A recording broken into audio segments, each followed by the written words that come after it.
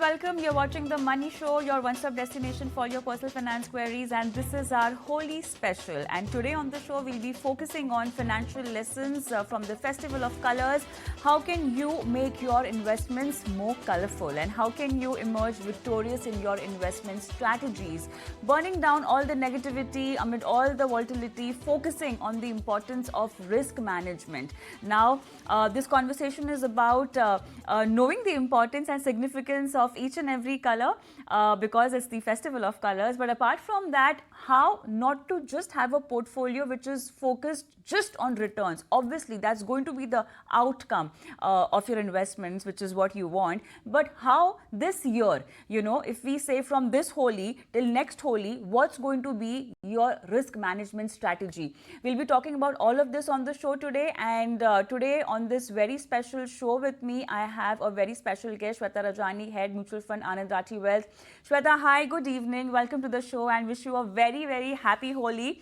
And a very important task at hand for you today because you need to guide our viewers, explain them the concept of different colors, because it's Holi. What does each and every color signify, significance of each and every color, and how in your portfolio these colors can add value and maybe take you away from this entire environment of volatility and the trajectory which is very threatening for the new investors especially. How can they design a portfolio where they are away from the negativity, have the risk management in place? So how would you like to begin? Absolutely. Firstly, good evening and happy Holi to all our viewers. And, just like we say, when we talk about Holi, it is also about letting go of the evil, having a fresh start. So I hope everyone, we're also going to enter the new financial year. Everyone has a fresh start to their portfolios, the way they look at it. Right. Right. All right. So let's begin. And okay. So we are going to be talking about a time frame, which is from this Holi to next Holi, right? What should be your strategies? Because see, in terms of strategies, a lot depends on your risk profile. A lot depends on your market cap exposure. A lot depends on the time frame that you're looking to be invested in the market. But having said that, beginning of this year, we've had the conversations where we said that it's not a year where you should be focusing just on returns. Okay, you should not be expecting the returns that you saw in the last few years. Also, this year is also going to be having moderate expectation as far as return is concerned, and more about ensuring that you have enough stability in your portfolio. How can one go about this? Is this a year of SIPs? Is this going to be a year only of lump sums from this Holi till next Holi? Absolutely. So, since we are talking about risk management, stability in the portfolio, it becomes that much so important that you should have a disciplined approach towards investing, and that can come in, if you're doing your SIPs on a regular basis. So definitely it is a year of SIP for sure. And if you have in pockets, at times, opportunities like the current opportunity that we are sitting on, where the markets are sitting at almost 15% below the peak levels that we've seen, then that much amount should be allowed, whenever you have some lump sum. So lump sum on dips and a regular SIP should be the strategy that one should adopt for, I would say, the next financial year, from this Holi to the next Holi. Okay, let's deep dive into the kind of colors one really need to add in their portfolio. See, basic thumb rule to have the portfolio in place or to design the portfolio is you need to set your financial goals, diversify your investment, because that's going to be a very crucial strategy.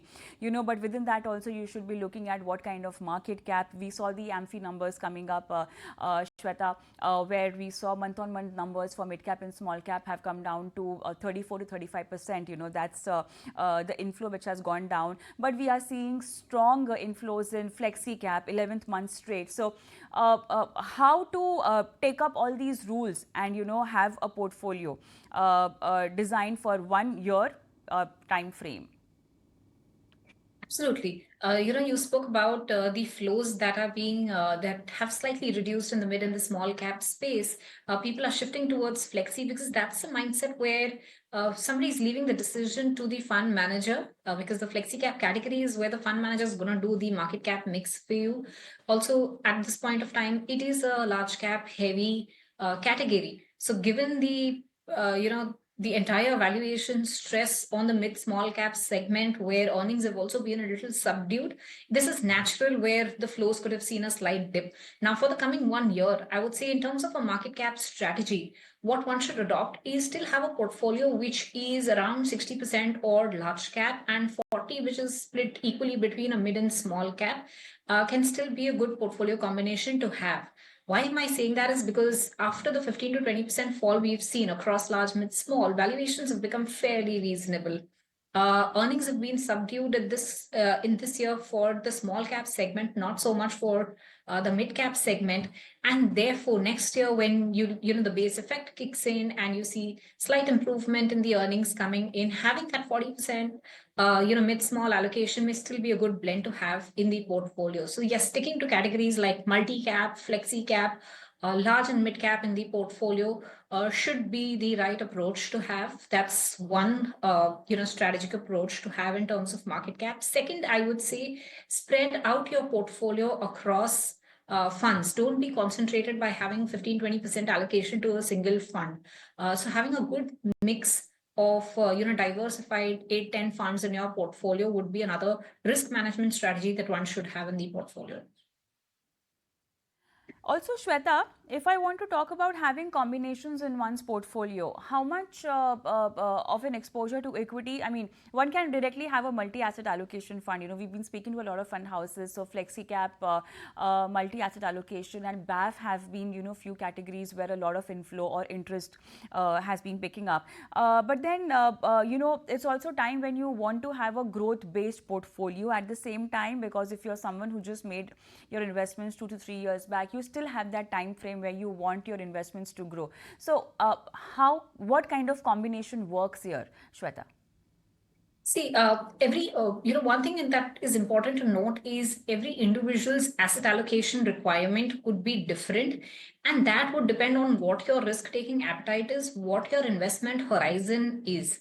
And therefore, going in for a BAF or a multi-asset fund where the fund manager is following one size fits all approach may not be suitable for every investor. And that is why I strongly recommend everyone that once you've decided what your goal is, what is the tenor of your investment, how much risk are you willing to take, each individual at your overall investment level should decide how much equity, how much debt, how much commodity you want in the portfolio. Once you've decided that, so I could have one investor who's wanting to have 60% equity versus another investor wanting to have a 70% equity. Once that has been decided separately, parking that in equity funds and debt funds, or debt other alternatives would be a better approach to have in my mind, and that will do a same job as what a BAF or a multi-asset fund is doing for me, as long as you're looking at it at a portfolio level and not cutting out as one scheme which is doing asset allocation for you and the rest of the portfolio not having a asset allocation decision made already.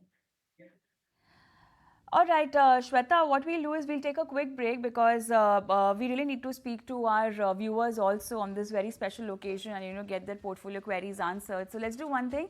Let's take a quick break. We are still talking about how to maintain a portfolio where we can minimize your losses, and in fact what kind of strategies to maximize your profits. And we will take a break. We'll speak to our viewers, and in the meantime what you can do is just note down our WhatsApp number where you can send across your question, 865-797-4571, the moneyshow@etnow.tv is email ID. So one break, and after that we'll connect with our viewers.